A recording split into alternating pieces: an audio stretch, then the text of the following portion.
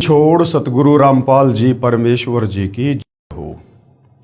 परमपिता परमात्मा सारी सृष्टि के रचनहार कुल मालिक असंख्य ब्रह्मांडों के स्वामी जगत गुरु तीनों लोकों में प्रवेश करके सबका धारण पोषण करने वाले राजाधिराज आत्माधार नाथों के नाथ देवों के देव महादेव सर्वेश्वर महेश्वर मृत्युंजय अजरो अमर आदि अनादि सनातनी प्रभु जगत पिता जगदीश्वर श्री श्री 1008 की उपाधि के वास्तविक अधिकारी अकाल मूरत सौद स्वरूपी राम वासुदेव सर्वगतम ब्रह्म परम पूज्य प्रथम पूज्य परम संत परम पुरुष परम धनी परम दयालु सत्य कबीर हक्का कबीर अल्लाहु कबीर अल्लाहु अकबर बाखबर अल्लाह ताला जगत के तारणहार जगत के मुक्तिदाता जगत के जगन्नाथ हारे के सहारे हिंदुओं के राम मुसलमानों के अल्लाह सिखों के वायुगुरु ईसाइयों के मसीह दया के सागर दयानिधि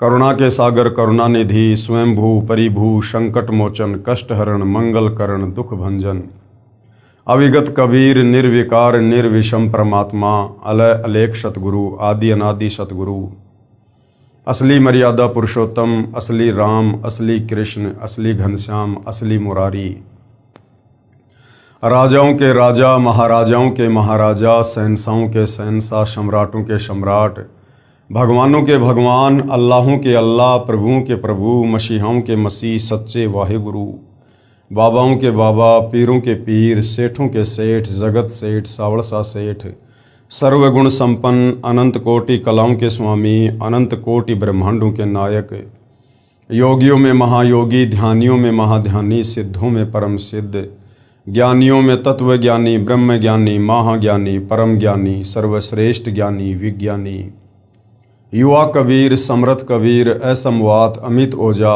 सच्चे रहनुमा करीम अल्लाह सुभान अल्लाह दुनिया के अंतिम पैगंबर 8 सितंबर 1951 से गांव धनाना जिला सोनीपत हरियाणा भारतवर्ष की पावन भूमि पे प्रकट रियल कल्कि भगवान श्री नारायण साकार हरि श्री बाबा साहिब नूर अनंत परमात्मा सच्चे दरवेश सच्चे बाखबर संत श्रोमणी सतगुरु रामपाल जी परमेश्वर जी के चरण कमल में आप और हम सभी भाई बहनों का अनंत कोटि दंडवत प्रणाम। सत्साई भाई और बहनों, बहुत बड़ी दया बहुत बड़ी मेहर पूज्य गुरुदेव भगवान की परमेश्वर रामपाल जी की, जिनके शुभ आशीर्वाद से विशेष आशीर्वाद से उन्हीं के सत्संगों का संग्रह पवित्र आध्यात्मिक पुस्तक ज्ञान गंगा के ऊपर वीडियो बनाने की श्रृंखला जारी है। इसी श्रृंखला में आज हमारा ये 35वें नंबर का वीडियो है। प्रत्येक वीडियो में पूज्य गुरुदेव भगवान के आशीर्वाद से हमें भक्ति मार्ग के विषय में शास्त्र अनुकूल साधना के विषय में बहुत कुछ जानने और समझने को मिल रहा है, जो जानने की इच्छा हमारी सदियों से थी। सतयुग में थी, त्रेता युग में थी, द्वापर युग में थी और कलयुग के प्रथम चरण में थी, परंतु हमारे तत्व ज्ञानहीन नादान केवल संस्कृत भाषा के तथाकथित विद्वान धर्म गुरुओं की अज्ञानता के चलते जो वे शास्त्रों को समझ नहीं पाए, शास्त्रों में परमेश्वर के विषय में भक्ति मार्ग के विषय में क्या लिखा है उसकी अच्छे से समझकर व्याख्या करके समाज को नहीं बता पाए, जिसके चलते भाई और बहनों सदियों से आत्मा अपने परमपिता परमेश्वर की प्राप्ति के लिए भटक रही है। और हमारे जितने भी पूर्वज थे वो इन हमारे तत्व ज्ञानहीन नादान धर्म गुरुओं की नादानी के चलते आज प्रेत योनि में, भूत योनि में, नरक में, लक 84 योनियों में अपना कष्ट भोग रहे हैं। तो भाई और बहनों, आज सदियों बाद युगों बाद परमपिता परमेश्वर कबीर साहिब जी ने स्वयं धरती पर तत्वदर्शी संत के रूप में सतगुरु रामपाल जी के नाम से प्रकट होकर पूरे विश्व के मानव समाज के ऊपर एक बहुत बड़ा उपकार किया है, बहुत बड़ा रहम किया है। आज परमेश्वर इन सभी धर्मों के सभी धर्मशास्त्रों से हमें उनका वास्तविक सार ज्ञान निकाल कर दे रहे हैं। आज परमेश्वर रामपाल जी ने हमें सृष्टि रचना के विषय में बताया, समझाया। उस सृष्टि रचना को हर धर्म के हर धर्म शास्त्र के ज्ञान से प्रमाणित किया। इस पवित्र पुस्तक ज्ञान गंगा को पढ़ने के बाद आपकी 101 पीढ़ी का उद्धार निश्चित है। ये वचन स्वयं सतगुरु रामपाल जी परमेश्वर जी के हैं और कहते हैं, साध वचन पलटे नहीं, चाहे पलट जाए ब्रह्मांड, साधु बोले सहज स्वभाव, साधु का बोला मिथ्या न जाए। क्योंकि यदि आप सर्वप्रथम इस सतज्ञान को निष्पक्ष होकर धैर्य के साथ रुचि लेकर पढ़ेंगे और सतगुरु रामपाल जी से दीक्षा लेकर अपनी आत्मा का कल्याण करवाएंगे, तो निश्चित ही आपका परिवार भी आप जी के ही पद चिन्ह पर चलेगा और शास्त्र अनुकूल साधना करने के चलते वो भी आत्म कल्याण करवाएगा। तो भाइयों और बहनों, इसके लिए हमने सृष्टि रचना को समझना बहुत ज़रूरी है, क्योंकि सृष्टि रचना भक्ति मार्ग की मास्टर की है, नींव है भक्ति मार्ग की। तो जब तक सृष्टि रचना को हम अच्छे से नहीं पढ़ेंगे, हर धर्मशास्त्र से प्रमाणित करके जो सतगुरु रामपाल जी ने बता दिया है, जब तक उसको नहीं देखेंगे तब तक हम भक्ति मार्ग पर दृढ़ता के साथ आगे नहीं बढ़ सकते हैं। तो सृष्टि रचना को आप जब भी सतगुरु रामपाल जी के सत्संग सुनना शुरू करें, सर्वप्रथम 2, 4, 5 बार आप सृष्टि रचना को अवश्य सुनिए और पवित्र पुस्तकों से अवश्य पढ़िए। और ये सृष्टि रचना आपको विश्व में केवल सतगुरु रामपाल जी के सत्संगों से सुनने को मिलेगी या उन्हीं के कर कमल से लिखित पवित्र पुस्तकों से मिलेगी। बाकी किसी भी धर्म का कोई भी धर्मगुरु, आचार्य, शंकराचार्य, संत, महंत, मंडलेश्वर, यहाँ तक कि 33 करोड़ देवी देवता और देवी देवताओं का राजा इंद्र और ब्रह्मा विष्णु महेश भी इस कंप्लीट सृष्टि रचना से परिचित नहीं है। ब्रह्मा विष्णु महेश की माँ दुर्गा और ब्रह्मा विष्णु महेश का पिता ज्योति निरंजन काल निरंजन भी इस कंप्लीट सृष्टि रचना से परिचित नहीं है।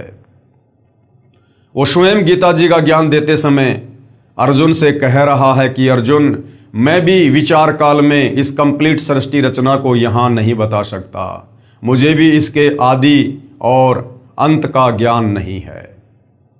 तो सोचिए भाइयों और बहनों, आज सतगुरु रामपाल जी जो सृष्टि रचना के आदि और अंत का ज्ञान दे चुके हैं, जिस ज्ञान को सुनकर समझकर लाखों लोग उनकी शरण में आकर अपनी आत्मा का कल्याण करवा रहे हैं, तो सोचिए वो महापुरुष, वो महाशक्ति सतगुरु रामपाल जी फिर भला कौन है।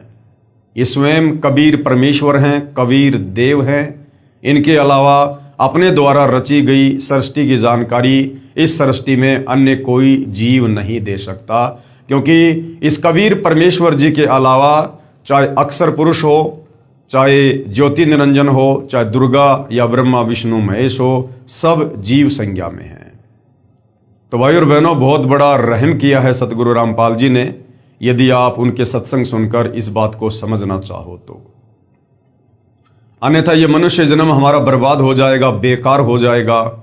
जो मनुष्य जन्म लग 84 योनियों में असहनीय कष्ट भोगने के बाद सिर्फ और सिर्फ परमात्मा प्राप्ति के लिए मिलता है, तत्वदर्शी संत की खोज करके उस परम पद की प्राप्ति के लिए मिलता है, जहाँ जाने के बाद साधक फिर लौटकर इस काल के गंदे लोक में 21 ब्रह्मांड में जन्म मरण का कष्ट भोगने के लिए, लग 84 योनियों की पीड़ा सहन करने के लिए, तपतशिला का कष्ट उठाने के लिए और नरक भोगने के लिए नहीं आता है। वो सदा सदा सचखंड में अमर हो जाता है।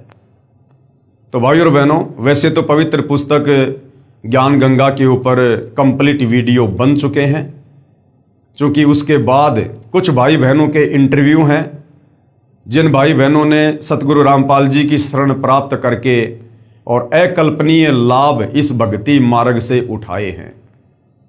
पहले जो हर प्रकार की समस्याओं से ग्रसित थे, परिवार की तरफ से, शरीर की तरफ से, 3 ताप के कष्ट से, कर्म पाप दंड से जो बेहद दुखी थे, परेशान थे, जो परिवार धीरे धीरे पतन की ओर जा रहे थे, जिन परिवारों में नशा घर कर चुका था, बुराइयां घर कर चुकी थी, परमेश्वर रामपाल जी की शरण में आने के बाद आज वो ऋषि परिवार बन चुके हैं।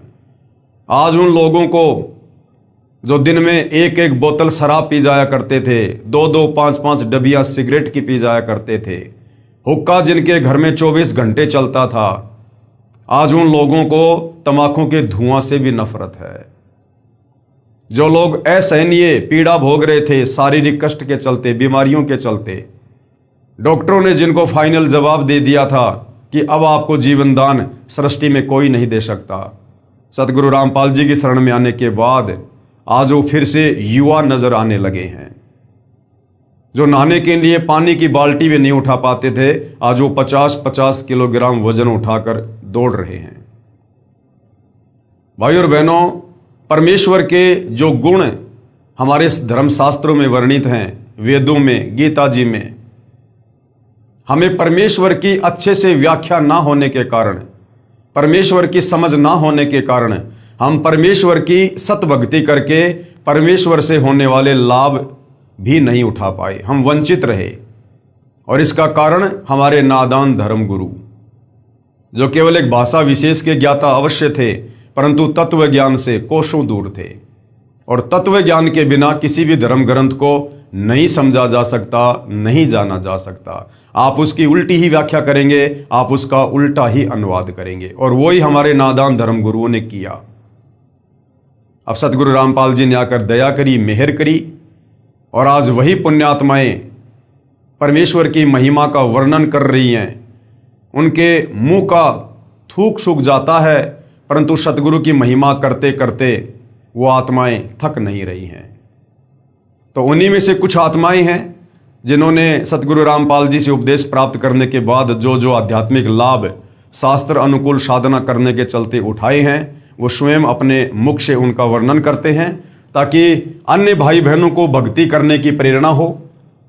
और जो आत्माएं परमात्मा प्राप्ति के लिए भटक रही हैं, मंदिर में, मस्जिद में, चर्च में, गुरुद्वारों में, तीर्थों पर, धामों पर, उन आत्माओं को भी एक शिक्षा मिले, उन आत्माओं को भी एक संदेश मिले, और वो आत्माएं भी सतगुरु रामपाल जी के सत्संग सुनकर अपनी परमेश्वर प्राप्ति वाली चाहत को पूरा करें। पवित्र पुस्तक ज्ञान गंगा, पेज नंबर 285, भटकों को शतमार्ग, भटकों को शतमार्ग। जो आत्माएं भटक रही थी, परमात्मा प्राप्ति के लिए दर दर के ठोकरें खा रही थी, आश्रमों में, साधु संत महात्माओं के पास, पहाड़ों पर, मेड़ों में, मंदिर में, चर्च में, गुरुद्वारे में, मस्जिद में, धाम पर, तीर्थ पर, कभी कावड़ ला रहे थे, कभी पैदल यात्रा कर रहे थे, परंतु किसी भी प्रकार का कोई भी कर्म दंड उनका नहीं कट रहा था। और जब नादान धर्मगुरुओं से बात करते थे रो रो के उनके चरणों में गिरकर, तो वो तत्व ज्ञानहीन धर्मगुरु कह देते थे कि ये तो आपके भाग्य में लिखा हुआ है, और भाग्य का लिखा तो भोगना पड़ता है। उदाहरण देते थे, श्री रामचंद्र जी 3 लोक के भगवान, त्रेता युग में बाली को मारा, द्वापर में अपना कर्म दंड भोगना पड़ा। उसके बाद आत्मा बेचारी चुप हो जाती थी, आगे कोई ऑप्शन ही नजर नहीं आता था। अब सतगुरु रामपाल जी ने आकर हमें 1 नहीं, 2 नहीं, 10 नहीं, हमें 100 ऑप्शन दे दिए कि बच्चों तुम कहां भटक रहे थे, कहां धक्के खा रहे थे। सतभक्ति मार्ग से तुम कोसों दूर थे। जिसे जाना बंबई और वो जा रहा है विपरीत दिशा में, वो कभी भी अपनी मंजिल को प्राप्त नहीं करेगा, उल्टा दूरी बनती चली जाएगी। तो हमें जाना था परमेश्वर के पास, हमें प्राप्त करना था भगवान। और ये नादान धर्मगुरु हमें शास्त्र अनुकूल साधना ना बताकर, क्योंकि इनको स्वयं को ज्ञान नहीं था, हमसे शास्त्र विरुद्ध भक्ति करवाकर, मनमाना आचरण करवाकर, मनमुखी मंत्रों का जाप करवाकर हमें परमेश्वर से विपरीत दिशा में भेज रहे थे, नरक की ओर, लक 84 योनियों की ओर, तपतशिला की ओर, जन्म और मरण की ओर। अब सतगुरु रामपाल जी ने आकर हमारा शतमार्ग किया है। बहन ईशवंती की दर्द भरी आत्मकथा। मैं भगतमती ईशवंती सतगुरु रामपाल जी के पंथ में, यथार्थ 13वें कबीर पंथ में नाम उपदेश लेने के बाद भगत जो होता है उसको भगत कहा जाता है, और जो बहन होती है उसको भगतमती कहा जाता है। मैं भगतमती ईशवंती देवी, पत्नी श्री भगत सुरेश दास अहलावत, पुत्र श्री प्रताप सिंह अहलावत, पाना गंजा, गांव डिग्गल, जिला झज्जर में रहती हूँ। ये कंप्लीट एड्रेस और लास्ट में मोबाइल नंबर इसलिए दिए जा रहे हैं ताकि किसी को कोई शंका हो, अगर ये बनावटी कहानी लगे तो वो स्वयं वहाँ जाकर कन्फर्म कर सकता है, मोबाइल पर बात करके कन्फर्म कर सकता है। हे बंदी छोड़ सतगुरु रामपाल जी। बंदी छोड़ का मतलब होता है जो महापुरुष, जो परमेश्वर हमें इस काल के द्वारा लगाए गए कर्म बंधनों से छुड़वाकर हमारी आत्मा का मोक्ष करवा दे, उसको कहते बंदी छोड़। और मेरा परिवार आपके चरणों की धूल है। आपने हमें वो सुख दिया जिसकी हम अपने इस जीवन में कभी कल्पना भी नहीं कर सकते थे। आज मैं अपनी आप बीती यहां लिख रही हूं, जिसकी आपने हम पर कृपा बख्शी है, ताकि हमारी इस दुख भरी कहानी को पढ़कर हमारी की तरह दुखी परिवार भी आपके आशीर्वाद से कल्याण करवा सके। हमारा जीवन बिल्कुल अंधकारमय था।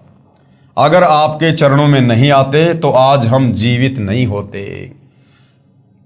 यजुर्वेद में लिखा है कि कबीर परमेश्वर अपने साधक को जो मृत्यु के निकट पहुंच चुका हो, या मृत्यु शैया पर हो, या धर्मराज के दरबार में खड़ा हो, उसको धर्मराज के दरबार से छुड़वाकर 100 वर्ष की उम्र प्रदान करता है।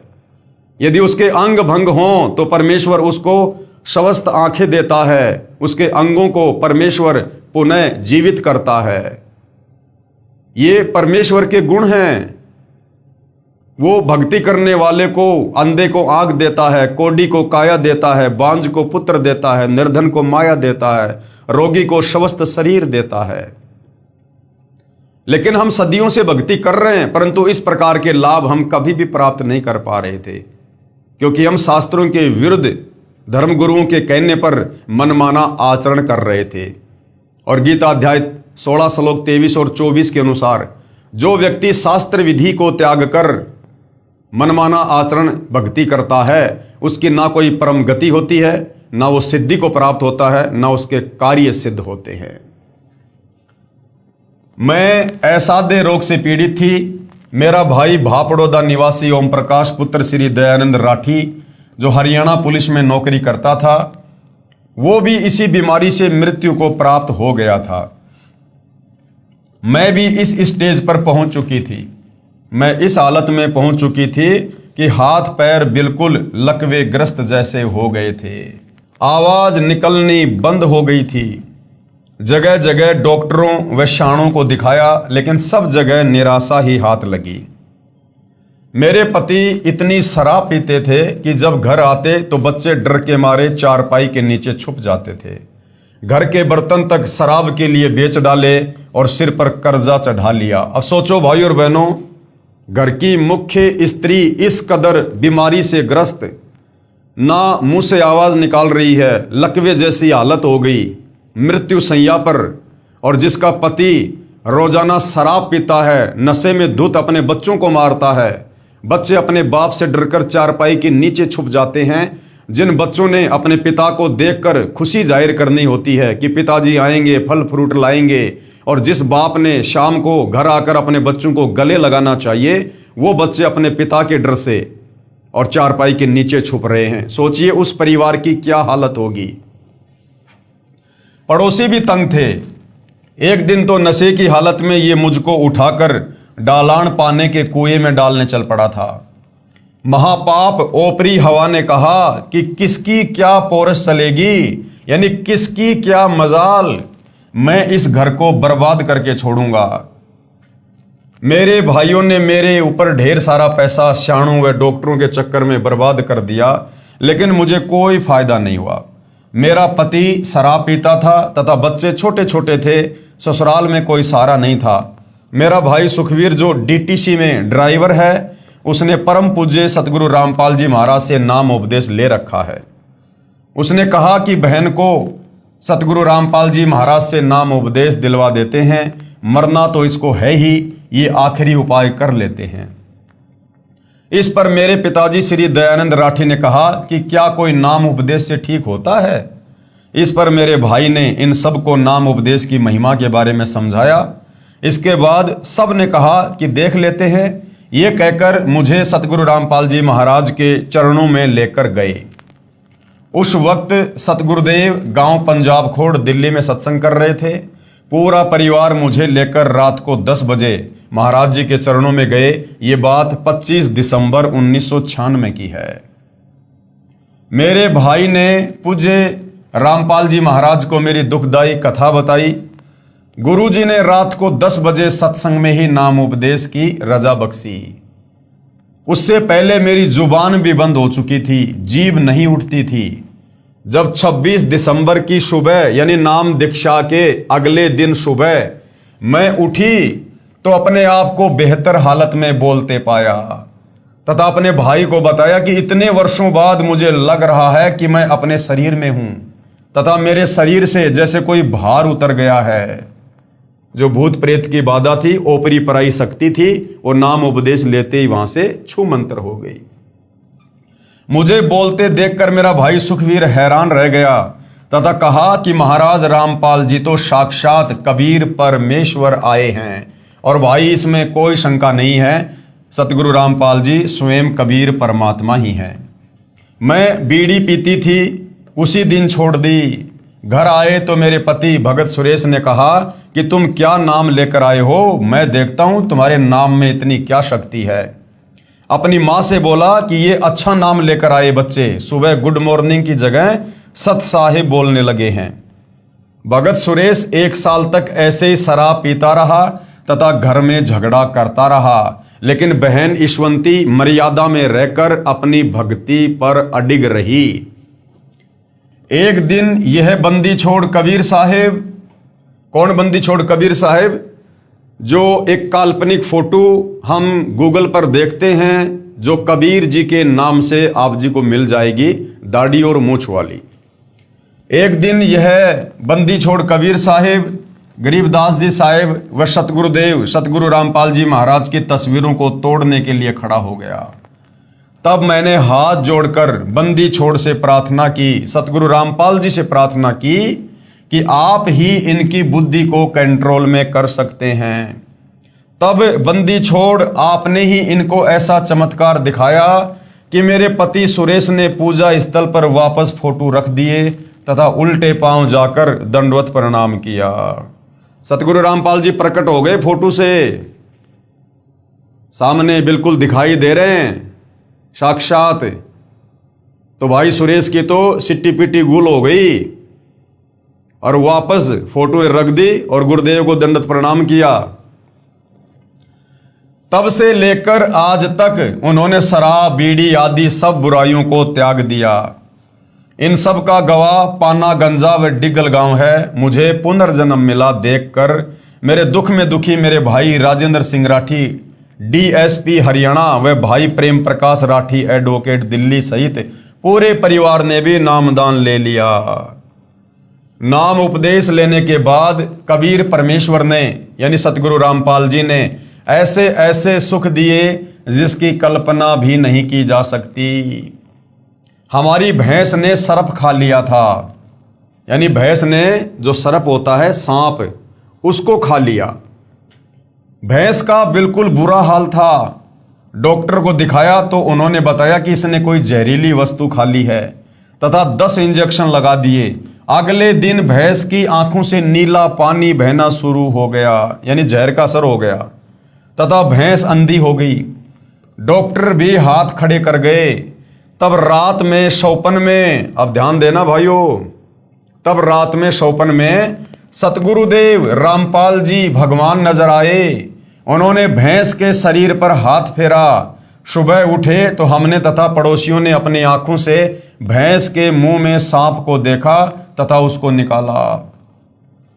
अब चाहते तो सतगुरु रामपाल जी बिना शौपन में दर्शन दिए भी भैंस को स्वस्थ कर सकते थे, सांप को बाहर निकाल सकते थे, लेकिन इस प्रकार के हल्के फुल्के चमत्कार परमात्मा जी इसलिए दिखाते हैं ताकि भक्ति करने वाली भगत आत्मा को विश्वास हो कि वास्तव में ये यहाँ हमारा नुकसान होना था, लाखों रुपयों का भैंस मरनी थी, लेकिन आज मैं गुरुदेव भगवान की शरण में हूँ, इसलिए मेरे परमेश्वर की रजा से हमारी भैंस स्वस्थ हुई है।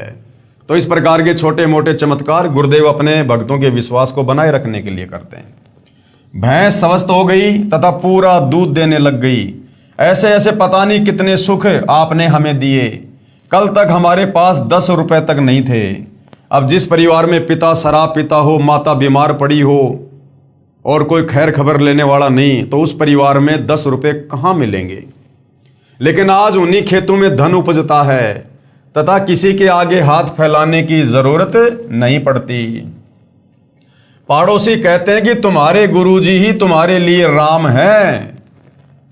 अरे सतगुरु रामपाल जी तो पूरे विश्व के लिए राम हैं। राम राम शब जगत बिखाणे, आदि राम कोई बिरला जाने।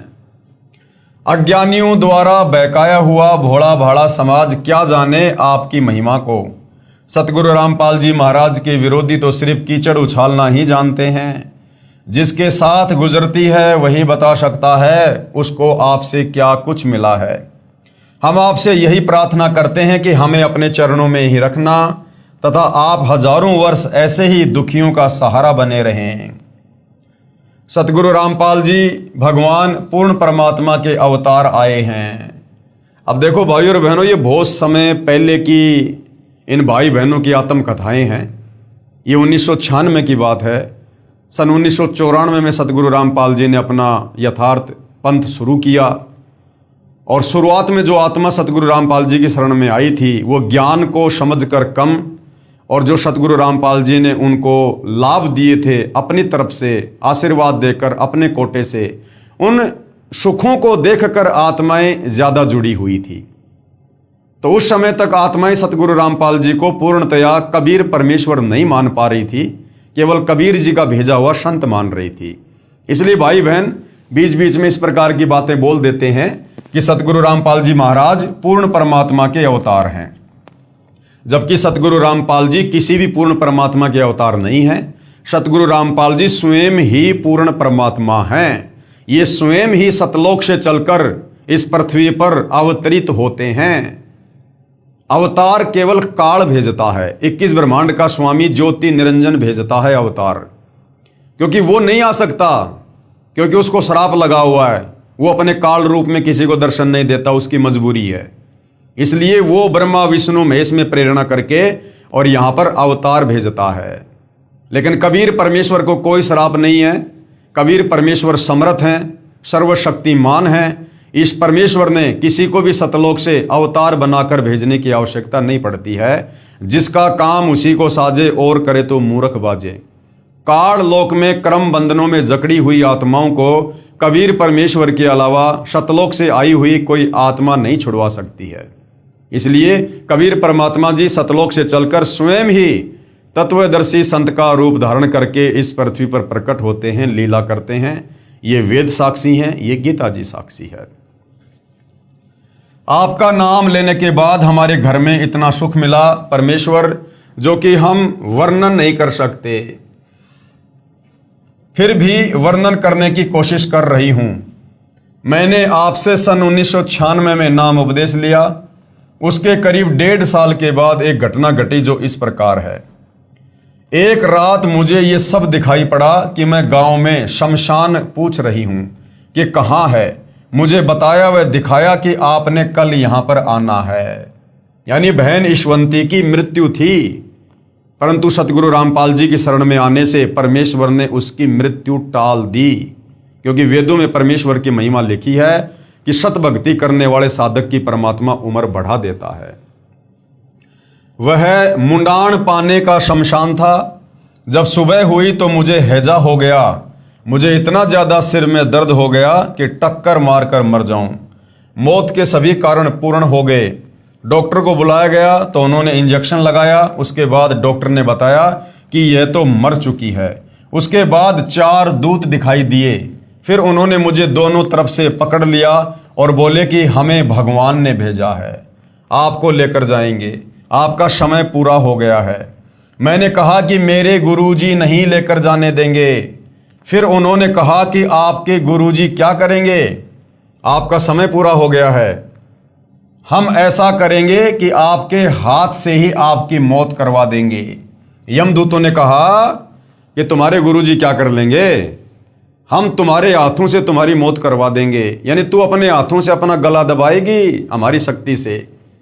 उसके बाद मेरे दोनों हाथों ने गले को बड़ी जोर से दबाया, जिससे मेरे प्राण आंखों में आ गए। मैं किसी से बोल नहीं सकी। बंदी छोड़ कहते हैं कि आजम तेरे घटने घेरे, तू राम कहन नहीं पावेगा। आजा बंदे शरण राम की, फिर पाछे पछतावेगा। वह स्थिति मेरे साथ हो गई।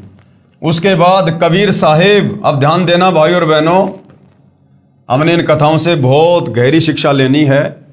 बहन ईशवंती क्या कह रही है कि उसके बाद कबीर साहेब कमल के फूल पर मेरे पास प्रकट हुए। यम के दूतों ने बहन ईशवंती के हाथों से उसका गला दबवा दिया और उसके बाद कबीर साहेब, कौन कबीर साहेब? दुनिया जिस एक डाढ़ी मूछ वाली कबीर जी की काल्पनिक फोटो को कबीर परमात्मा कहती है, कबीर साहेब कहती है, जिस मिलते जुलते रूप में कबीर जी आज से लगभग 650 साल पहले बनारस के काशी में आए थे, उस रूप में बहन कह रही है कि उसके बाद कबीर साहेब कमल के फूल पर मेरे पास प्रकट हुए। और उसके बाद क्या होता है, ध्यान देना, उसके बाद मेरे अंदर से पूज्य सतगुरु रामपाल जी महाराज की आवाज आई कि इस लड़की को आप कैसे लेकर जाओगे, इसे हम नहीं जाने देंगे, इसे हम नहीं जाने देंगे। क्योंकि भाई और बहनों, इस भक्ति की शुरुआत में सतगुरु रामपाल जी को कोई भी आत्मा डायरेक्ट कबीर भगवान मानने को तैयार नहीं होती है, क्योंकि हमारे नादान धर्म गुरुओं ने हमारे को उल्टी पट्टी पढ़ा रखी होती है कि भगवान तो निराकार है, भगवान तो निराकार है। और काशी वाले कबीर जी को तो कोई भगवान मानने को तैयार ही नहीं। तो बहन ईशवंती, जिसने सन 1996 में सतगुरु रामपाल जी से दीक्षा ली, लेकिन बहन भी अच्छे से ज्ञान को समझकर सतगुरु रामपाल जी को ही कबीर भगवान नहीं मान पा रही थी। बहन की दृष्टि में कबीर भगवान यानी बंदी छोड़ वो दाढ़ी मूछ वाली कबीर जी की समझे जाने वाली काल्पनिक फोटो थी। तो बहन ने उसी को याद किया। तो उधर से कबीर परमात्मा सतगुरु रामपाल जी, जो वास्तव में कबीर भगवान है, वो उस दाढ़ी मूछ वाला रूप बनाकर और बहन के पास में प्रकट हो गए उसके विश्वास के लिए। क्योंकि जब तक भगत की आस्था जिसमें रहेगी, वो चाहे किसी की भी भक्ति कर रहा है, परमात्मा उसी रूप में आकर उसकी रक्षा करता है। तो बहन ईशवंती ने नाम तो ले रखा सतगुरु रामपाल जी से, लेकिन भगवान मान रखा था दाढ़ी मूछ वाली कबीर की फोटो को। तो बहन के विश्वास के लिए वहां पर कमल के फूल पर सतगुरु रामपाल जी ने ही वो दाढ़ी मूछ वाला रूप बनाया और प्रकट हो गए। लेकिन अंदर से जो आवाज आई, वो आई सतगुरु रामपाल जी की। और क्या कहा? उसके बाद मेरे अंदर से पूज्य सतगुरु रामपाल जी महाराज की आवाज आई कि इस लड़की को आप कैसे लेकर जाओगे, इसे हम नहीं जाने देंगे, इसे तो हम चाहेंगे तब लेकर जाएंगे, इसका अगर पैर भी काट दोगे तो हम वह भी जोड़ देंगे। साथ में गुरुजी ने काफी बातें कही जो सब वर्णन नहीं हो पा रही हैं। उसके बाद यम के दूत भाग गए। उसके बाद गुरुजी ने मुझे कहा कि बेटी डर मत, तेरी मौत को हमने टाल दिया, अब हम चाहेंगे तब लेकर जाएंगे। दूसरा कारण क्या था भाइयों और बहनों? जब आप अध्यात्म की गहराई में जाएंगे, सतगुरु रामपाल जी के सत्संग सुनेंगे तो आपको पता चलेगा। जब कबीर परमात्मा प्रथम बार सतलोक से चलकर अपने पुत्र जोगजीत का रूप बनाकर 21वें ब्रह्मांड पर, जहां पर ये ज्योति निरंजन काल ब्रह्म रहता है, तपतशिला पर जीव भून भून के खाता है, वहां पर इस काल निरंजन की और कबीर परमात्मा की अपने पुत्र जोगजीत के रूप में मुलाकात हुई थी। तो काफी कुछ वरदान कबीर परमेश्वर ने इस काल को दिए थे। और इस काल में एक वचन ये भी मांगा था कि मैं आपका रूप बना सकूं, ये आप मुझे वरदान दे दो। तो कबीर परमेश्वर जो अपने पुत्र जोगजीत के रूप में थे, परमेश्वर ने कहा कि ठीक है भाई, आप मेरा रूप बना लेना। मेरे जिस भगत के पास में सत भक्ति मंत्र होगा, शब्द होगा, उसको तू कुछ नहीं कर पाएगा। अक्के वचन भर लो, वचन भर लिया, अकबर लिया भाई। न्यो बोला जी कि चारों युगों में, 3 युगा में जीव थोड़े ले जाना, सतयुग, त्रेता और द्वापर, और चौथा युग जब आवे कलयुग, कितने ले जाइयो। न्यो बोला वह बड़ी अड़ाई तन तया। अच्छा भाई कोई बात नहीं। दूसरा यह है कि मैं आपका रूप बना सकूं, मैंने ये आज्ञा दे दो। अग बना लिए, तेरे रूप तक के आंट लागेगी, मेरे अंश के पास जिस पास नाम होगा तेरा रूप रह ही नहीं सकता उसके आगे। तो फिर और कहा कि आप जब जाओ ना मृत मंडल में तो एक जगन्नाथ के मंदिर को बनवाइयो, क्योंकि वो काल समुद्र नहीं बनन देगा, मेरा अंश कृष्ण रूप में जाएगा, कृष्ण बौद्ध रूप में, और अपना मंदिर बनवाओगा, पर समुद्र नहीं बनन देगा। बनवा दूंगा भाई। फिर कहते हैं कि त्रेता युग में समुद्र पर पुल बंधवाइयो। अच्छे पंगे पाए रहते थे। तो भाई और बहनों, इस काल ब्रह्म ने, इस ज्योति निरंजन ने वो रूप क्यों मांगा था? क्योंकि काल निरंजन ने दिमाग लगाया कि ये जो जोगजीत है, जो मेरा भाई है, क्योंकि वो पहचान नहीं पा रहा था परमात्मा उसके भाई के रूप में थे, जोगजीत के रूप में थे, अगर स्वयं अपने ओरिजिनल रूप में आ जाएं तो इसका कलेजा फट जाए। तो उसने कहा कि आप मुझे अपना रूप दे दो कि मैं ये आप वाला रूप बना सकूं, जोगजीत वाला। यस कर दी। काल ने क्या सोच के रूप मांगा था कि जोगजीत नीचे जाएगा और नीचे जाके क्या करेगा, ये जीवों को ज्ञान समझाएगा। और ज्ञान कैसे समझाएगा? उनका गुरु बनेगा, ये सतगुरु की भूमिका करेगा, तत्वदर्शी संत की भूमिका करेगा। और जो इसके भगत होंगे, क्योंकि जोगजीत नीचे जाके पूरी सृष्टि रचना बताएगा, मुझ काल के विषय में बताएगा, ब्रह्मा विष्णु महेश की स्थिति के बारे में बताएगा कि ये पूर्ण परमात्मा नहीं है, इनकी पूजा से कोई लाभ नहीं है। तो नीचे तमाम आत्माएं तत्व ज्ञान से परिचित हो जाएंगी, ये वेद शास्त्रों का खुलासा करेगा। तो जो इसके भगत होंगे वो भगत इस जोगजीत के ऊपर आश्रित हो जाएंगे और वो मुझ काल की भक्ति पूजा छोड़ देंगे। और ब्रह्मा विष्णु महेश की भी उनको जानकारी हो जाएगी, ये भी आधे अधूरे भगवान है। तो ब्रह्मा विष्णु महेश में भी उन भक्तों की किसी प्रकार की कोई आस्था नहीं होगी, अन्य देवी देवता तो बहुत दूर की बात है। तो काल ने दिमाग लगाया कि मेरी तो मजबूरी है, मैं तो डायरेक्ट अपने ओरिजिनल रूप में जाके किसी को भ्रमित में कर नहीं सकता। तो जब इस जोगजीत के भगत सतयुग में, त्रेता युग में, द्वापर में और कलयुग में, जब इस जोगजीत के भगत शरीर छोड़ने के बाद में त्रिकुटी पर आएंगे, क्योंकि त्रिकुटी एक इंटरनेशनल एयरपोर्ट है आगे किसी भी लोक में जाने का, तो काल को पता था कि जोगजीत के भगत जिनकी जोगजीत पर पूर्ण आस्था होगी, वो शरीर छोड़ने के बाद में सूक्ष्म शरीर में त्रिकुटी पर आएंगे। और यहां आने के बाद मैं उनको भ्रमित करने की कोशिश करूंगा, ठगने की कोशिश करूंगा। तो यदि मैं ब्रह्मा विष्णु महेश का रूप बनाकर लोभ लालच दूंगा, ब्रह्मा विष्णु महेश के लोक में जाने की सलाह दूंगा कि मौज करोगे, मस्ती करोगे, चलो तुम्हें बहुत बड़ा वहां पे कोई पद देंगे, तो जोगजीत के भगत जो तत्व ज्ञान से परिचित हैं, धर्मशास्त्रों से परिचित हैं, ब्रह्मा विष्णु महेश की औकात से, सामर्थ्य से परिचित हैं, वो ब्रह्मा विष्णु महेश के चक्कर में नहीं आएंगे। और मैं अपना रूप काल वाला बना नहीं सकता, मेरी मजबूरी है। तो उन भक्तों को यदि ठगा जा सकता है तो उनके गुरु का रूप बनाकर ठगा जा सकता है, क्योंकि भगत तो अपने गुरु के कहने से आगे आगे चलेगा।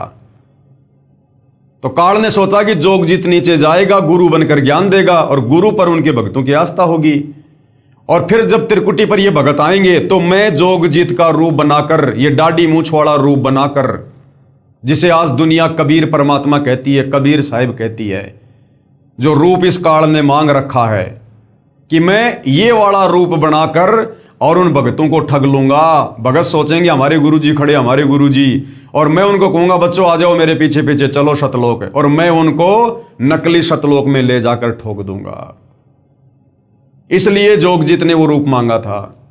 तो यहां बहन ईश्वंती के पास में, क्योंकि अब हमने दूसरे पहलू से विचार करना है, तो बहन ईश्वंती के पास में उसके प्राण लेने के लिए वो काल जोगजीत का रूप बनाकर, जिसको दुनिया कबीर जी समझ रही है, दाढ़ी मूछ वाली फोटो, उस रूप में आया उसके प्राण लेने के लिए, ताकि ईश्वंती उसे परमात्मा समझकर, कबीर साहिब समझकर और उसके साथ साथ चली जाए और काल उसे अपने जाल में फंसा ले, लक 84 में डाल दे। तो जैसे ही बहन ईश्वंती ने देखा, क्योंकि उसकी आस्था उस फोटो में थी कि कबीर जी यही हैं दाढ़ी मूछ वाले, वो उसी को पूजा करती थी, गुरु जी को केवल अपना गुरु जी माना करती थी, सतगुरु रामपाल जी को। तो बहन ईशवंती ने देखा कि बंदी छोड़ आ गए, कबीर साहब आ गए भाई।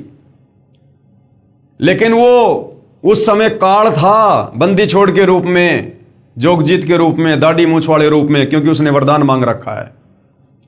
तो वो कुछ कहता उससे पहले सतगुरु रामपाल जी, रियल कबीर, अंतर्यामी परमात्मा, बहन ईशवंती के अंदर से आवाज देते हैं और उस दाढ़ी मूछ वाले कमल के फूल पर बैठे हुए काल को, जो कि कबीर के रूप में था, क्या कहा?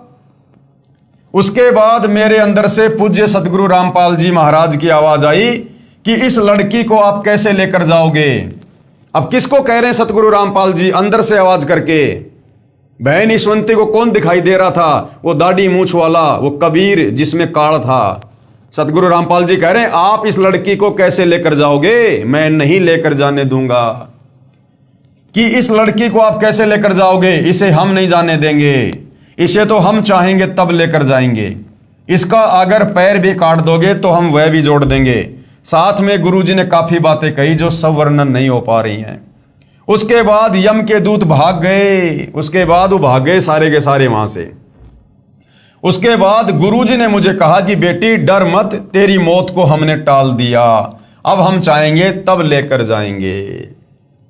इसलिए भाई और बहनों, सतगुरु रामपाल जी के पंथ में यदि वास्तव में पूर्ण मोक्ष प्राप्त करना है तो उस दाढ़ी मूछ वाली कबीर की समझे जाने वाली काल्पनिक फोटो को हमने अपने घर से, अपने घट से, अपने दिलो दिमाग से डिलीट करना पड़ेगा, निकालना पड़ेगा। क्योंकि देखो अब हम बच्चे नहीं हैं, हमें सतगुरु रामपाल जी ने अच्छे से सारा ज्ञान समझा दिया है। अब हमारे को कॉमन सेंस भी होनी चाहिए, कुछ बातें हमारे को कॉमन सेंस से भी समझ में आनी चाहिए।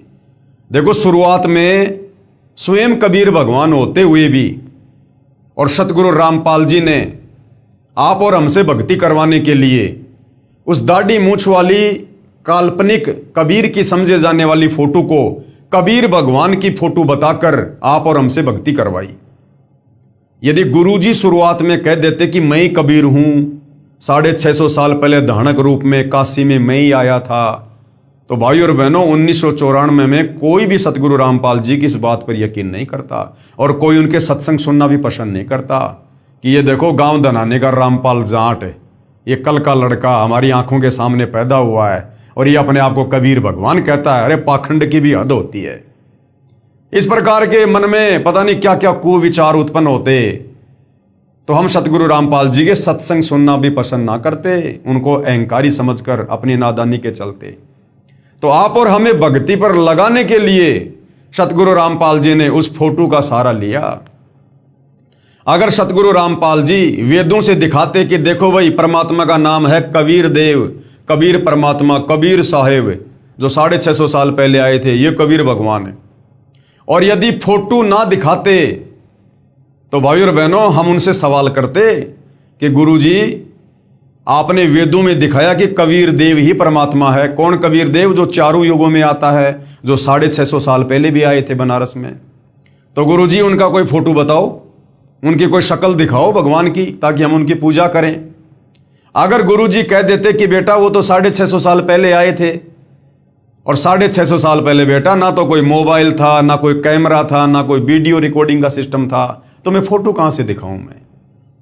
तो हम क्या कहते पता है? अच्छी बात कर रहे हो गुरुजी, अरे रामचंद्र जी त्रेता युग में लाखों साल पहले आए, श्री कृष्ण जी द्वापर युग में 5000 साल पहले आए, और देखो गुरुजी आज उनकी कितनी सुंदर सुंदर फोटोएं आपको लाखों मिल जाएंगी।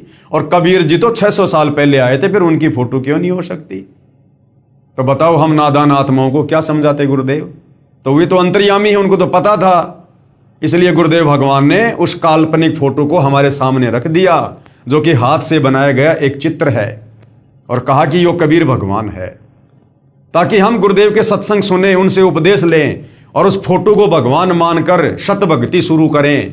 और जब धीरे धीरे धीरे धीरे तत्व ज्ञान सुनेंगे तो 2, 4, 5, 10 साल में तो ये बात समझ में आएगी कि वास्तव में कबीर भगवान वाले काम आज धरती पर कौन कर रहा है।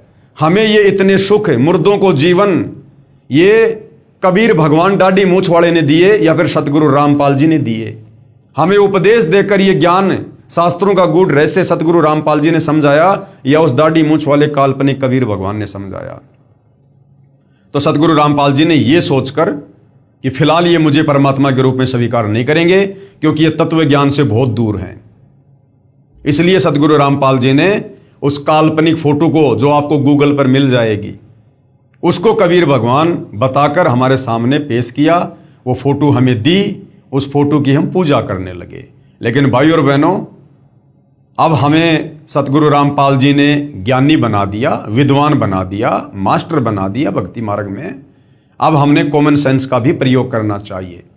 अब यदि हमारी आस्था उसी फोटो में लगी रही तो भाई और बहनों, कल को जब हम त्रिकुटी पर जाएंगे तो स्थूल शरीर छोड़ने के बाद में जो सूक्ष्म शरीर रहेगा उसमें ज्यों के त्यों विचार रहेंगे।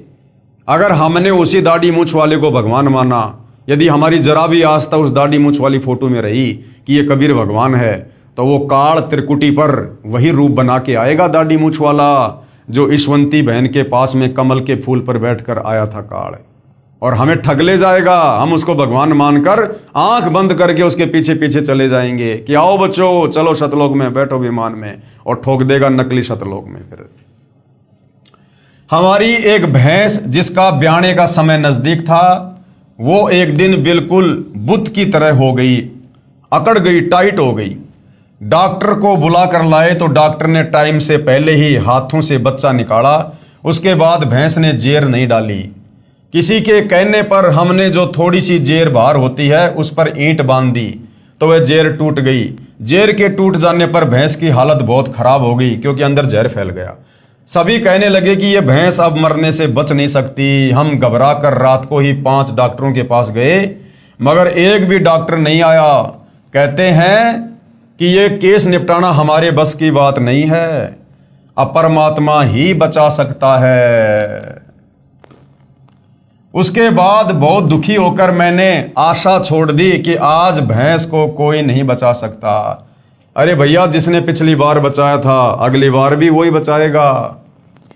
फिर मैंने कहा कि भगत जी, आशा मत तोड़ो, हमारे बंदी छोड़, सब ठीक करेंगे। उसके बाद बंदी छोड़ के सामने दंडोत प्रणाम किया। दंडोत प्रणाम किया उसी दाढ़ी मूछ वाली कबीर की फोटो के सामने। लेकिन भाई, रियल में जो बंदी छोड़ है, जो कबीर भगवान है सतगुरु रामपाल जी, वो भोले भगत की आस्था के आधार से, जिसकी भी आस्था है, परमात्मा उस रूप में जाकर उसकी रक्षा अवश्य करता है। और हमने प्रार्थना की। उसके बाद सुबह एक डॉक्टर के पास गए तो उसने आकर देखा तो कहा ये बचेगी नहीं। ऐसे ही हमारी भैंस के साथ हुआ था, तो बड़े डॉक्टर ने भरपूर कोशिश की मगर नहीं बच पाई। उसके बाद कहने लगे कि परमेश्वर की दया से बच भी गई तो दूध नहीं देगी। उसके 7 दिन बाद गुरुजी दिखाई दिए। कौन गुरुजी? सतगुरु रामपाल जी, कि भैंस की आंतड़ियों में से जेर निकाल रहे हैं। सुबह भैंस ने जेर डाली तथा वह स्वस्थ हो गई और 15 किलो दूध पर आ गई।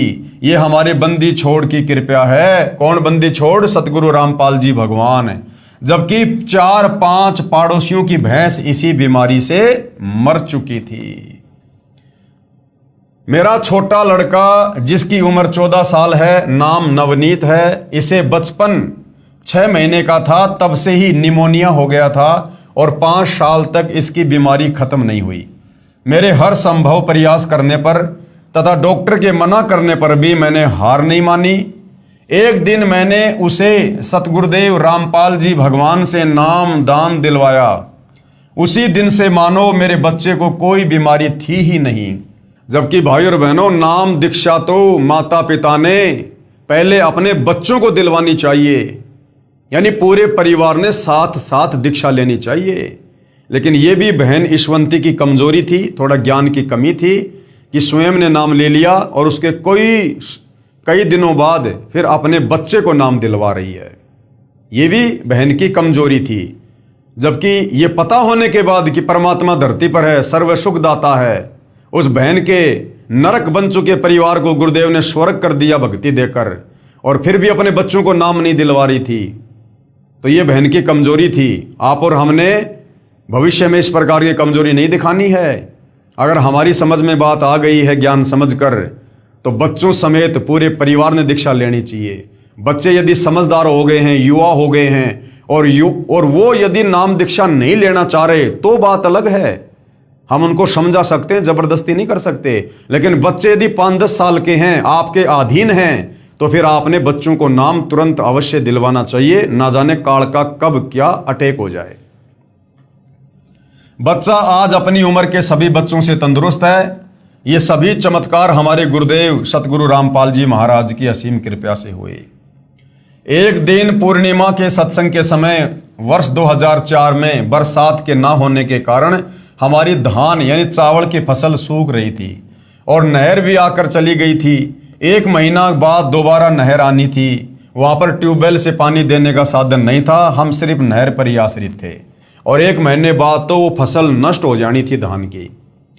परंतु पूर्णिमा के दिन हम आश्रम से सत्संग समापन के बाद जब खेत को देखने गए तो हमारे 2.5 एकड़ जमीन धान वाली घुटनों घुटनों पानी से भरी हुई थी।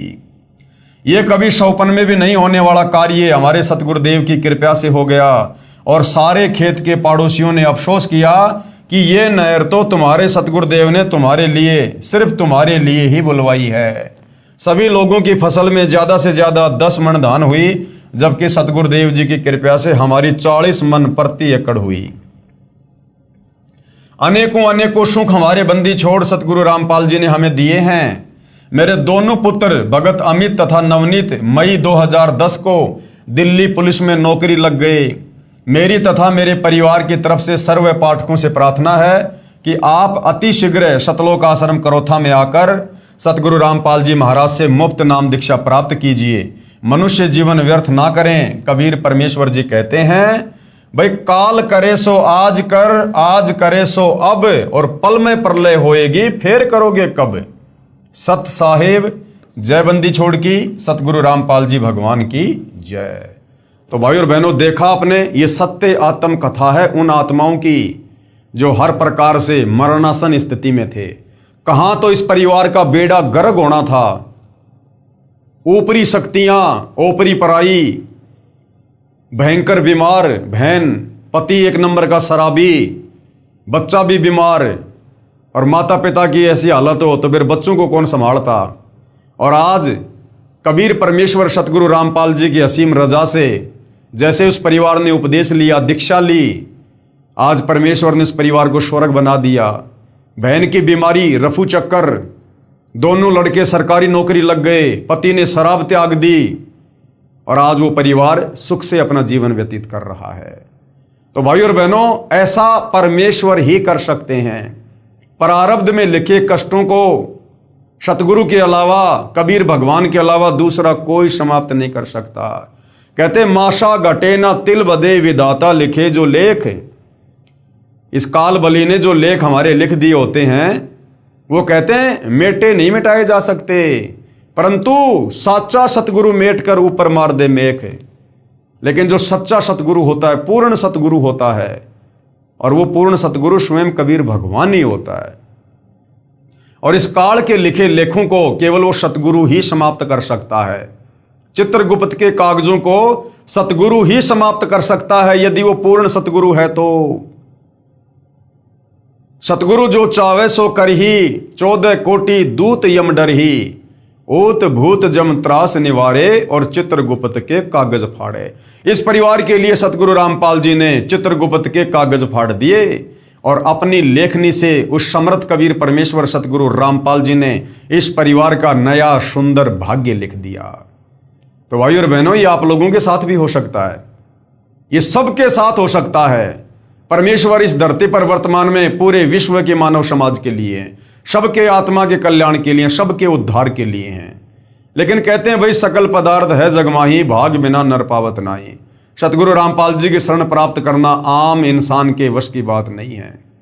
जिनके युगों युगों के भक्ति संस्कार मजबूत होते हैं वही आत्माएं उनके चरणों तक पहुंच पाती हैं, उनके सत्संगों को सुनकर विश्वास कर पाती हैं और फिर उनसे जुड़कर उपदेश लेकर भक्ति का लाभ उठा पाती हैं। तो ये आपकी आंखों के सामने बहन ईशवंती की आत्मकथा है। उसके बाद एक और भगत आत्मा है जिन्होंने अपनी आत्मकथा बताई है। उजड़ा परिवार बसा, मैं भगत रमेश पुत्र श्री उमेद सिंह, गांव पेटवाड़, तहसील हांसी, जिला हिसार का रहने वाला हूं। अब एम्प्लॉयज कॉलोनी जेल के सामने जिंद में सहपरिवार रहता हूं। नाम लेने से पहले हम भूतों की पूजा करते थे, यानी श्राद्ध निकालना, अपने पूर्वजों के श्राद्ध निकालना, भूतों की पूजा करना। क्योंकि शास्त्र विधि को त्याग कर जो मनमाना आचरण करता है, मरने के बाद वो प्रेत योनि में जाता है। और फिर ये हमारे नादान धर्म गुरु आप और हमें उस प्रेत योनि में ले जाने के लिए उन पूर्वजों की जो भूत बने हुए हैं उनके श्राद्ध निकलवाना शुरू करवा देते हैं। हमारे गांव में बाबा सरिया की मान्यता थी, जिस पर हम प्रत्येक महीने की पूर्णिमा को ज्योति लगाने जाते थे। हम शुक्रवार, जन्माष्टमी, शिवरात्रि का व्रत भी करते थे, पितरों का पिंडदान और श्राद्ध भी निकालते थे। श्राद्ध निकालने के लिए, पिंडदान करने के लिए, व्रत करने के लिए, समाधि पूजने के लिए गीता जी साफ साफ मना कर रही है। फिर भी हमारा घर बिल्कुल उजड़ चुका था। जब मैं 12 वर्ष का था तब मेरे पिताजी की मृत्यु हो गई थी।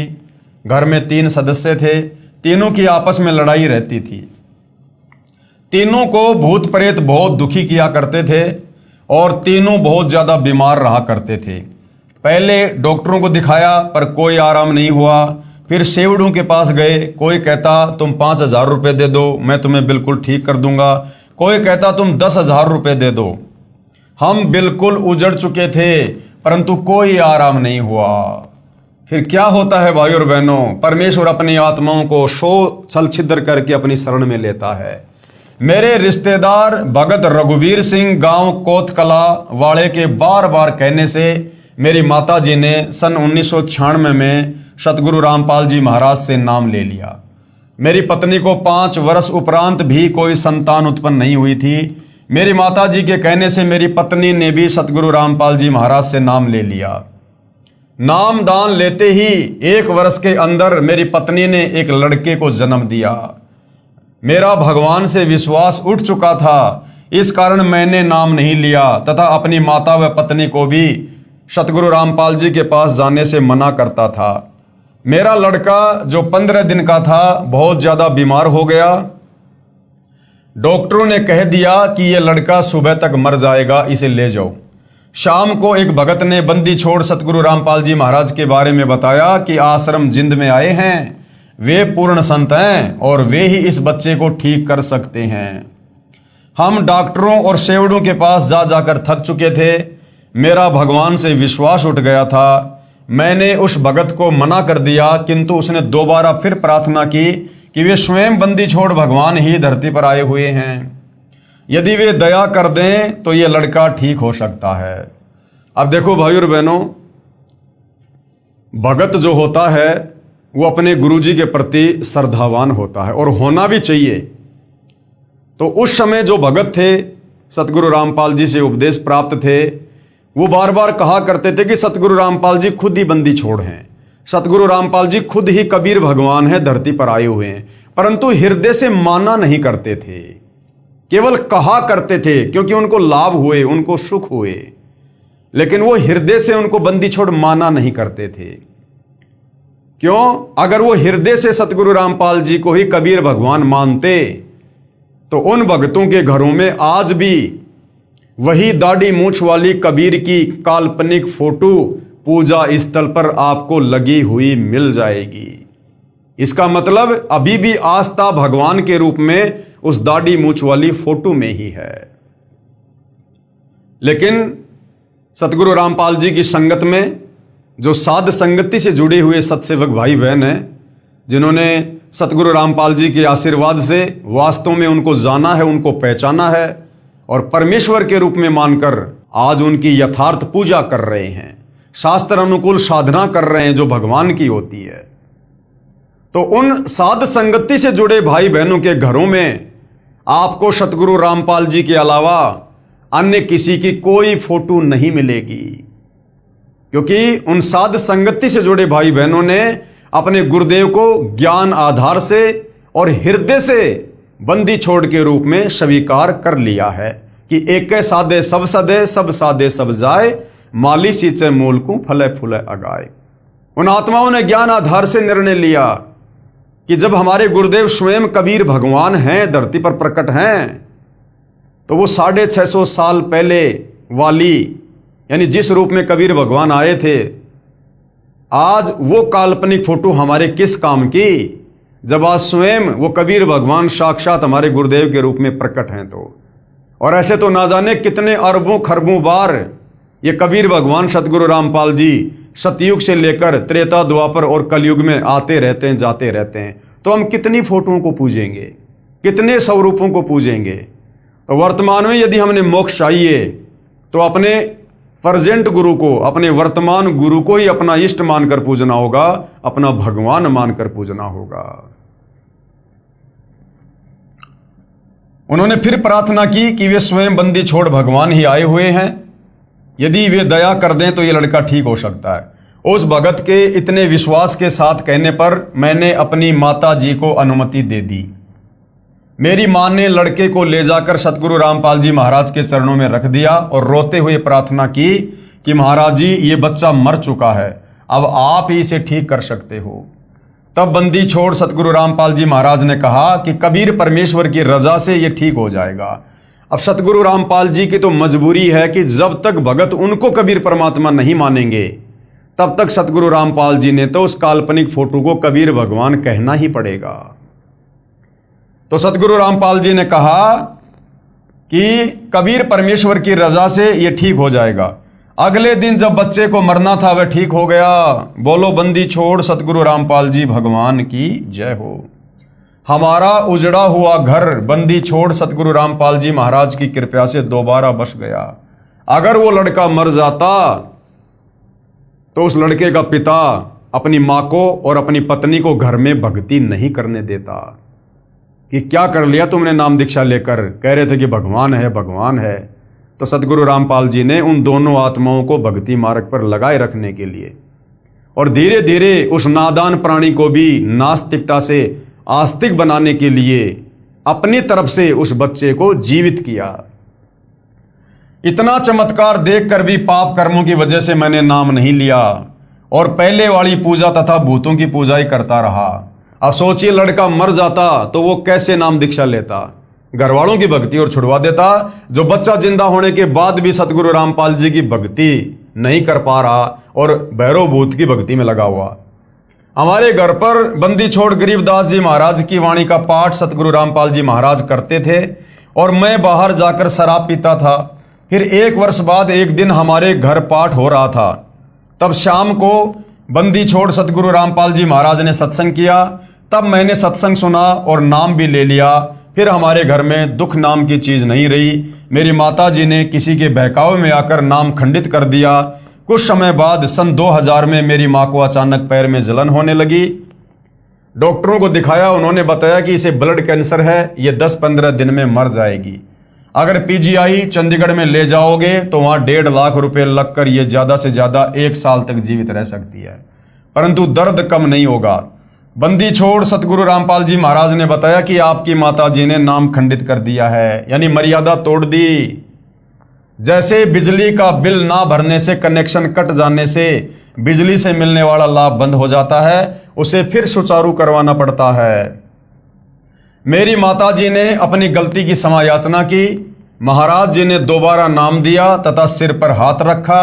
सिर पर हाथ रखते ही पैर की जलन व दर्द खत्म हो गया।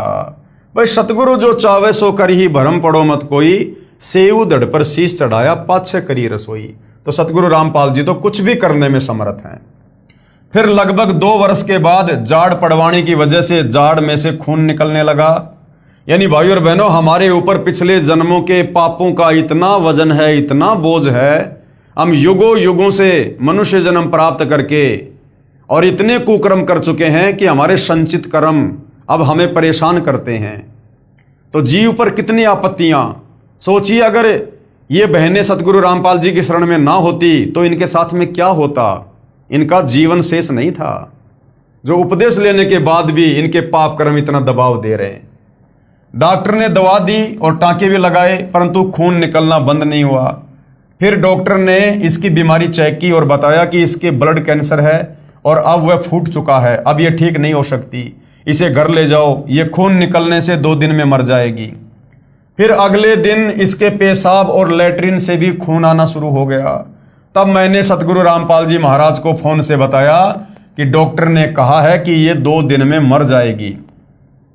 तब सतगुरु रामपाल जी महाराज ने कहा कि बंदी छोड़ जो करेंगे ठीक करेंगे। फिर अगली रात को 2 बजे यमदूत लेने के लिए आए। यानी भाई और बहनों, उस भगत की माता जी का आगे जीवन शेष नहीं था।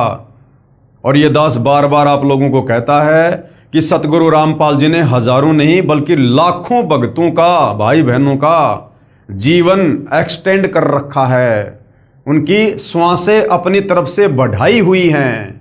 ये परमेश्वर के गुणों में है, उनके लक्षणों में है, अन्यथा हम भक्ति नहीं कर सकते। ये सतगुरु रामपाल जी भगवान हमें अपनी शरण में लेकर, काल के बंधन से छुड़वा कर, जमानत लेकर तब हमसे भक्ति करवाते हैं, पल पल अपनी नजरों में रखकर। अन्यथा इस काल के लोक में ब्रह्मा विष्णु महेश भी एक मंत्र नहीं जप सकते जो सत्य मंत्र है। इस काल के 21 ब्रह्मांड में ब्रह्मा विष्णु महेश भी सत्य नहीं कह सकते। और आज सतगुरु रामपाल जी के भगत सीना ठोक कर सत्य का प्रचार कर रहे हैं। और ये काल दूर खड़ा खड़ा देख रहा है, जो ब्रह्मा विष्णु महेश को भी जो है उनके पैर नहीं जमने दे रहा। इतनी प्रबल शक्ति है 21 ब्रह्मांड की ये ज्योति निरंजन काल। और आज सतगुरु रामपाल जी के जो मर्यादित भगत हैं, ये उनके 100 कदम भी नजदीक नहीं फटकता। इतना डरता है कबीर भगवान सतगुरु रामपाल जी से। काल जो पीसे पीसना, जोरा है पणिहार, ये 2 असली मजदूर हैं मेरे साहिब के दरबार।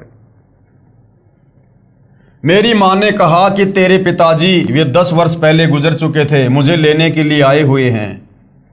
वो भूत बना हुआ था, वो भूत बना हुआ था, शास्त्र विरुद्ध साधना करके मरने के बाद में भूत बना हुआ था। अब वो उसको लेने के लिए आया था। इतना कहते कहते वह यमदूत मेरी मां के अंदर प्रवेश कर गया और कहने लगा कि मैं इसे लेकर जाऊंगा। यानी बाद में उसकी मां ने बताई सारी हकीकत जो सूक्ष्म रूप में उसको दिखाई दे रही थी। इसका समय पूरा हो चुका है, मेरे को चाय पिलाओ। तब हमने उसके लिए चाय बनाने के लिए रखी ही थी। यानी इनकी माताजी बोल रही थी, वो यम के दूत यानी उसका जो पिता था जो भूत बन चुका था, उसकी मां के अंदर सूक्ष्म रूप में प्रवेश करके उसकी मां के मुख के माध्यम से बोल रहा था, मेरे को चाय पिलाओ। तब हमने उसके लिए चाय बनाने के लिए रखी थी। इतने में वह यम के दूत कहने लगा कि पता नहीं तुम्हारे घर में कितनी बड़ी शक्ति है, वह मुझे मार रही है, मैं यहां और नहीं रुक सकता। शब्द शक्ति यानी सतगुरु रामपाल जी की शक्ति सूक्ष्म रूप में उन यमदूतों की पिटाई कर रही थी। मुझे जल्दी से चाय पिलाओ, मैं जा रहा हूं। और गर्म चाय ही पी गया। जाते हुए कहने लगा कि तुम्हारे घर में पूर्ण परमात्मा खड़े हैं, पूर्ण परमात्मा, मैंने इसे नहीं ले जा सकता। यह कहते हुए वह चला गया। 1 मिनट के बाद ही खून बिल्कुल बंद हो गया। जीभ और दांत जो काले हो चुके थे बिल्कुल साफ हो गए। और बंदी छोड़ सतगुरु रामपाल जी महाराज की कृपा से वह पूरी तरह से पहले से भी स्वस्थ हो गई। परमात्मा कबीर साहिब जी ने मेरी माता जी की 5 वर्ष आयु बढ़ा दी। 24 जुलाई 2005 को शत भक्ति करके शतलोक प्रस्थान किया। बोलो बंदी छोड़ सतगुरु रामपाल जी महाराज की जय। सत साहेब। भाई और बहनों, परमात्मा ने केवल 4-5 साल ही उम्र क्यों बढ़ाई? 24 जुलाई 2005 तक की उम्र क्यों बढ़ाई? क्योंकि भाई और बहनों, शुरुआत में आत्माएं ज्ञान आधार से नहीं जुड़ी हुई थी। बस उन सुखों को देख देख कर घर में बेटा हो गया, फसल बढ़िया हो गई, कैंसर ठीक हो गई, जलन ठीक हो गई, इन चीजों को देखकर लोग सतगुरु रामपाल जी से जुड़े हुए थे। और जब तक आप ज्ञान को आधार बनाकर नहीं जोड़ोगे, आप कभी भी डगमग हो जाओगे। तो सतगुरु रामपाल जी को पता था, अंतर्यामी भगवान को, कि 12 जुलाई 2006 को तो करोथा कांड होगा। और करोथा कांड के बाद उस आत्मा के मन में दोष आना था। वो सारी भक्ति कमाई गुरु में दोष देख के नष्ट करने वाली थी, बर्बाद करने वाली थी भक्ति छोड़कर। तो परमेश्वर ने उस आत्मा को 4-5 साल की उम्र बढ़ा के उससे भक्ति करवा दी।